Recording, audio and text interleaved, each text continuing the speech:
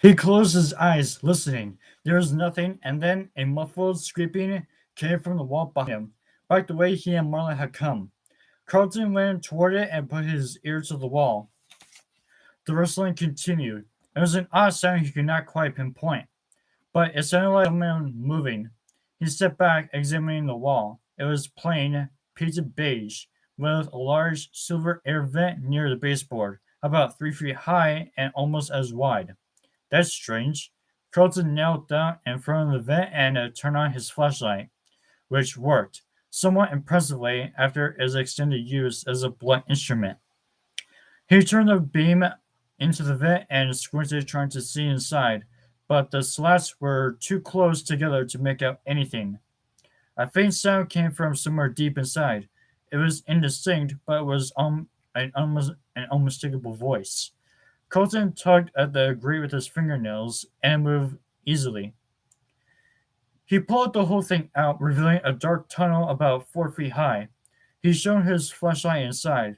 The walls were concrete, painted red on one side and the blue on the other faded colors. The incomprehensible words were scribbled on them in crayon, and the yellow aluminum floor was scuffed with black sneaker marks, scratched and tearing up at the edges.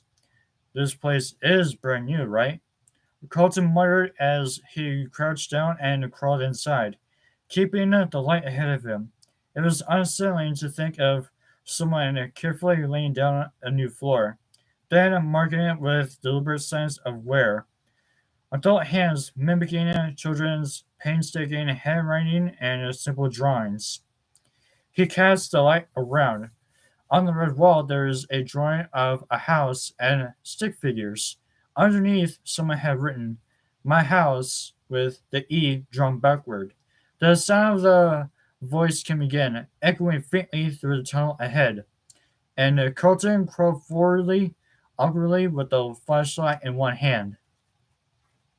The wall color changed every few feet, cycling through the rainbow at random, with childlike graffiti spaced unevenly all the way along.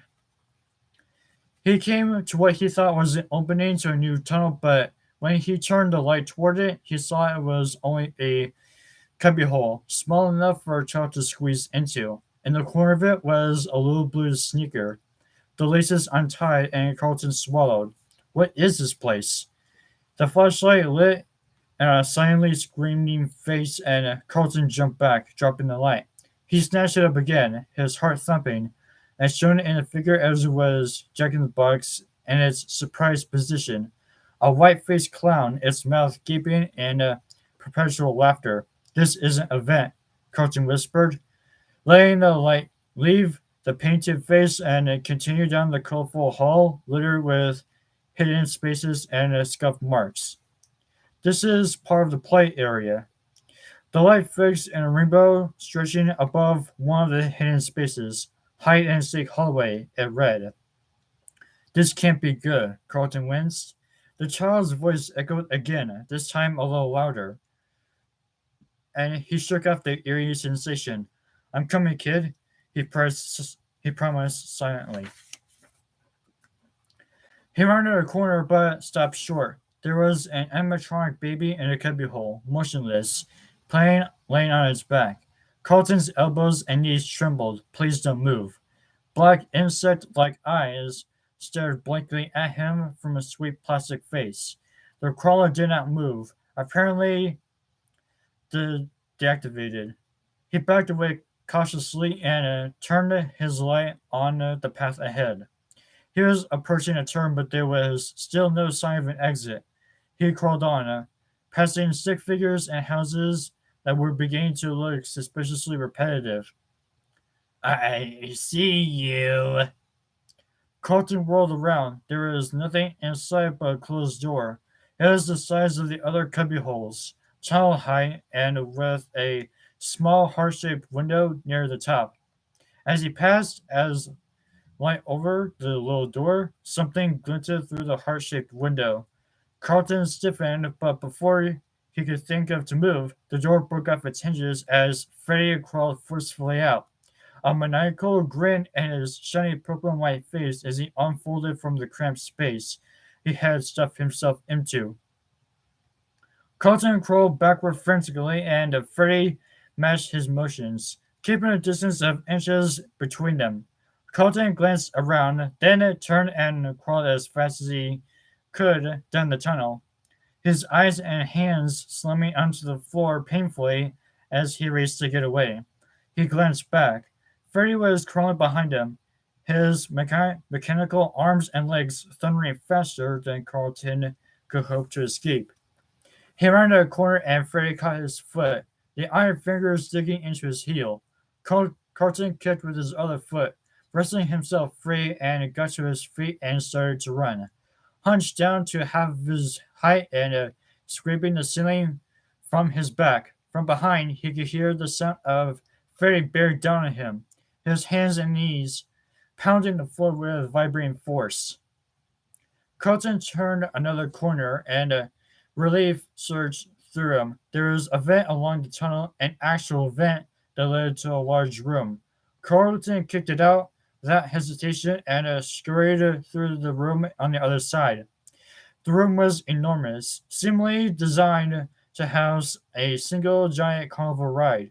There was a ring of seats that sat into an angle, held together by huge metal arms and a spiral, a terrifyingly variation in the merry-go-round that would whip around at high speed while tiling nauseously up and down on the far side as the door marked exit. Before Carlton could run for the door, Freddy burst out of the tunnel, climbing to his feet, his eyes sickeningly reflective in the dark. "I see you clearly now," said the speaker in Freddy's voice. Carlton turned to run, then smacked into the carnival ride, biting his lip and drawing blood. He turned back just in time to see Freddy lunge at him, and Carlton ducked under the ride. The blow was just missing him and hitting the metal side of the tilted merry-go-round. The sound rang out in the vast empty room, and he shuddered, then leaned back as another blow hit the right above him, reverberating so hard it rattled its teeth. Carlton looked up. The metal had blowed out of its head, caving to Freddy's strength. "You can't escape." Carlton scrambled away, tripping over the heavy steel beams that under-rigged the ride, blunting to the ground.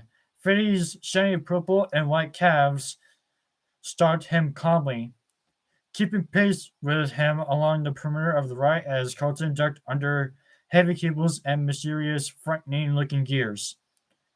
"I've almost got you," Freddy announced. "Not yet," Carlton muttered as he carefully untangled his foot from the heavy wire that had ensnared him. He craned his neck, trying to see the room around him. There was no way he could get past Freddy, and if he did, he would pursue him relentlessly.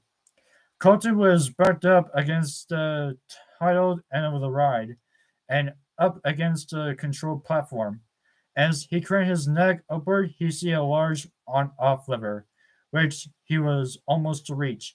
Nowhere else to run. Carlton waited for Freddy to make his way deeper under the ride, pressing and contorting his body to get at Carlton between the beams. Carlton squeezed out from under the ride and hoisted himself just high enough to pull the lever and activate the ride. Then dropped to the ground and covered his head. Freddy reached for him, but the ride tilted abruptly. Carlton saw Freddy jerk about, wrenched by the moving parts until the ride jolted hard. Carlton clutched his head as his ears rang into the impact. A growing shriek of tearing metal and grinding gears as the ride slowed, wobbling unsteadily as its axis. Carlton didn't move from where he had landed. He could see the apparatus in motion, shredding through the body of what had been Freddy as the machine ground on inexorably through its routine. Scraps of purple appeared and vanished. Then it fell to the floor, spat out by the machine. A yellow eyeball appeared in a space above two gears, and Carlton watched with shocked fascination as the rest of the precariously balanced body was pulverized by the alternating beams, then jumped to the ground into several distinct masses. The machine screeched ear-splittingly, then slowed and sputtered to a dead stop. Carlton didn't move for a moment. He got his feet and cautiously moved away from the apparatus, carefully avoiding the littered scraps of metal and plastic on the ground. He didn't dare climb under the thing again, but he parted gently with his toe, then yanked his foot back as something dropped out. Half over his head, one-eyed, still grinning insanely, fell out of the machine near Carlton, sprung partially onto the ground, then stopped moving, and a single eye flickered on, then sputtered and died. The speaker on the now smashed peace chest, lying armless and legless nearby, crackled down in static, then spoke. Thanks for playing. Come again soon. The voice turned away and went silent. In the distance, the child scream came again, and Carlton rose startled back to himself. Hang on, kid, he whispered, and headed grimly for the door.